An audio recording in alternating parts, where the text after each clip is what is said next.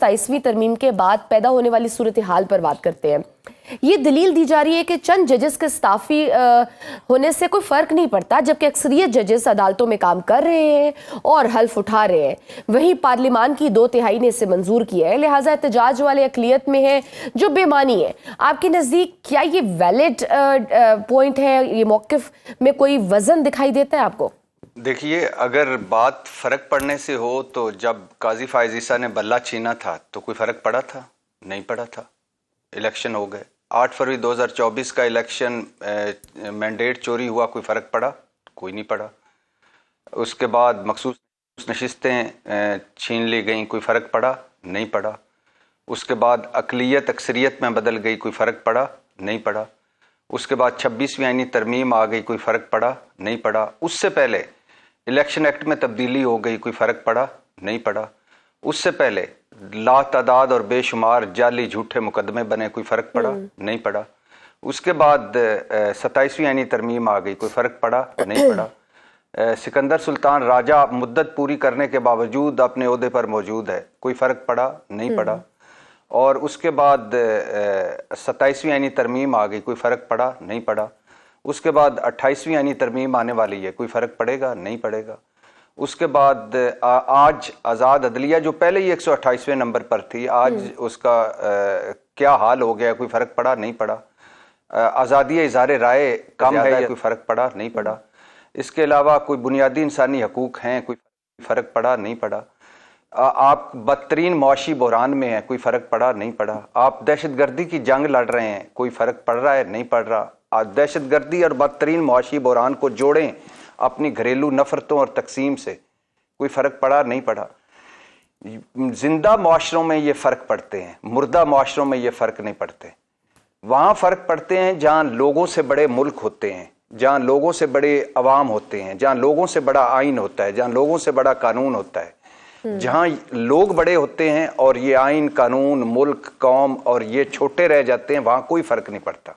हाँ, फ़र्क पड़ता है इसी माइंड सेट के साथ हम जब पाकिस्तान बना था, फातिमा जना को हमने पहली मरतबा हरवा दिया और फील्ड मार्शल साहब को जितवा दिया। फील्ड मार्शल अयूब खान साहब जीत गए, फातिमा जना साहब हार गई, तो कोई फ़र्क पड़ा था? नहीं पड़ा था। फील्ड मार्शल साहब 10-11 साल भुगता के चले गए। 56 का आइन 62 में ख़त्म हो गया, 62 का आइन 73 में ख़त्म हो गया, 73 का आइन 26वीं आइन 27वीं आईनी तरमीम में ख़त्म हो गया, कोई फ़र्क पड़ा? नहीं पड़ा। लेकिन जब आप इस सारे चीज़ों को जोड़ते हैं तो फिर फ़र्क पड़ता है।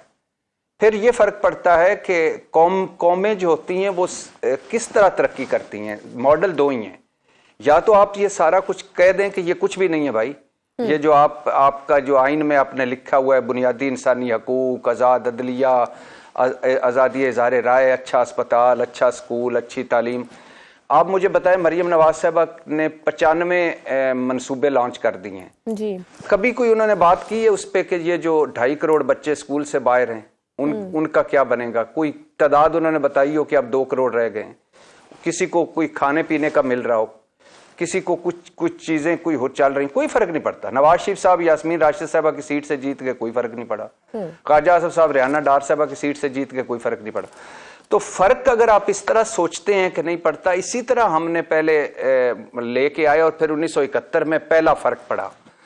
आज बलूचिस्तान बारूद के ढेर पे है, आज खैबर पख्तूनख्वा बहुत बड़ा विक्टिम है, आज हमारे जवान, हमारे फ़ौजी, हमारे बाकी इदारों के लोग जानें कुर्बान कर रहे हैं।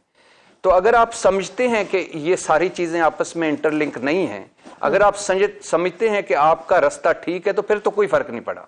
लेकिन अगर आप समझते हैं कि अभी हम उस रास्ते पे नहीं हैं जिस रास्ते पे ये मुल्क बना था, या अगर इल्लामा इकबाल साहब ने कोई एक ख्वाब देखा था इस मुल्क का, तो उस ख्वाब के मुताबिक पाकिस्तान नहीं जा रहा और कोई फ़र्क नहीं आपको पड़ रहा, तो गुड, आए आगे बढ़े।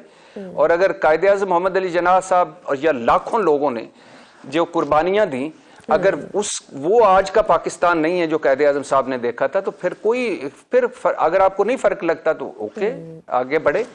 लेकिन ये एक दिन फ़र्क पड़ेगा। उस दिन शायद आप फ़र्क जब आपको महसूस होगा, उस दिन आप शायद इस पोजीशन में ना हो कि इस फ़र्क को मिटा सकें या इसको कम कर सकें। तो फ़र्क पड़ता है।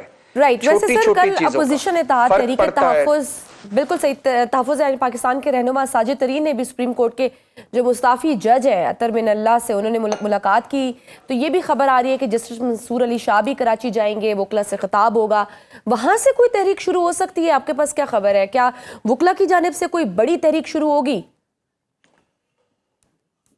नहीं, मुझे नहीं लगता कि होगी। पाकिस्तान में कभी भी कोई तहरीक उस वक्त तक कामयाब नहीं हुई आज तक जब तक उस तहरीक के पीछे कोई हाथ नहीं था। और मुझे नहीं लगता तहरीक कोई कामयाब हो। लेकिन मुझे ये ज़रूर लगता है कि जब आप मंसूर अली शाह साहब जैसे, अतर मिनल्ला साहब जैसे जज आपके बनाए हुए कवानीन और आइन की वजह से, आपकी हब्स और घुटन की वजह से, आपकी पॉलिसियों की वजह से रिजाइन करते हैं, तो फिर और अदलिया से इत्माद उठता है, फिर और चीजें खराब होती हैं। सर लेकिन हुकूमत तो नहीं, क्या हुकूमत तो कहती है वो आइन की वजह से उन्होंने थोड़ी ना किया है। वो तो कहते हैं कि अब तो वो बल्कि ये कह रहे हैं कि हमारा मौक़िफ़ तो दुरुस्त साबित हो गया है कि अतर मिनल्ला ने जब अपोजिशन इत्तेहाद के रहनुमा से मुलाकात की है तो हुकूमत के हामी जितने भी अफराद हैं वो यही कह रहे हैं कि ये बात साबित करती है कि ये मखसूस जजेस हैं जो एक जमात के साथ जानिबदार थे। अगर हम ये मौक़िफ़ मान लें कि मंसूर अली शाह साहब या अतर मिनल्ला साहब पीटीआई के जज थे, पीटीआई के हामी जज थे और इस वजह से उन्होंने वो मुस्ताफ़ी हो गए, अगर आप ये मौक़िफ़ मान लेते हैं कि मंसूर अली शाह साहब और अतर मिनल्ला साहब जो अगर किसी से मिलते हैं तो वो उस तरफ चले जाते हैं, तो फिर आप उन जजों को भी आप मौक़िफ़ माने जो मिलते हैं दूसरे लोगों से, हुकूमत से या बाकी चीज़ों से। तो ये जो कॉन्सेप्ट है, देखें एक तरफ खड़े हैं अतर मिनल्ला साहब और मंसूर अली शाह साहब के पास दो रास्ते थे, एक बाइज्जत रास्ता था और मुश्किल रास्ता था, वो उन्होंने चुन लिया।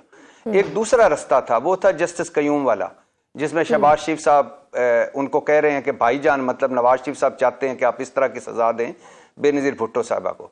और दूसरा रास्ता है, इसी रास्ते से जुड़ा रास्ता, जस्टिस मुनीर का नजरिया ज़रूरत का रास्ता। तो दो रास्ते थे। तारीख बताएगी कि मंसूर अली शाह और अतर मिनल्ला साहब हर मौके पे खड़े रहे। मंसूर अली शाह साहब का मुस्ताफ़ी होने से 3 दिन पहले, 4 दिन पहले उन्होंने ख़त लिखा था, आपकी नज़र से गुजरा होगा। वो ख़त उन्होंने याह्या अफरीदी साहब को लिखा था और उन्होंने कहा था कि आज सुप्रीम कोर्ट खतरे में है। ये 27वीं आईनी तरमीम उस वक्त अभी मंजूर नहीं हुई थी। आज सुप्रीम कोर्ट खतरे में है, आज अदलिया खतरे में है, आज आपकी लीडरशिप का इम्तिहान है, आज आपके खड़े होने का वक्त है। और उन्होंने एक जुमला लिखा था और ये जुमला याद रखें आज के सारे वो लोग जो समझते हैं कि हम ठीक कर रहे हैं, क्योंकि कल तारीख जो है वो इस तरह नहीं जानेगी, पहचानेगी कि कल क्या हुआ था। वो बड़ी जालिम है, वक्त बड़ा जालिम है और तारीख बड़ी जालिम है। तो अब उन्होंने लिखा, तो उन्होंने कहा था कि याद रखें, याह्या अफरीदी साहब को मुखातिब करते हुए मंसूर अली शाह साहब ने कहा था कि याद रखें, तारीख चुप रहने वालों को याद नहीं रखती, खड़े होने वालों को याद रखती।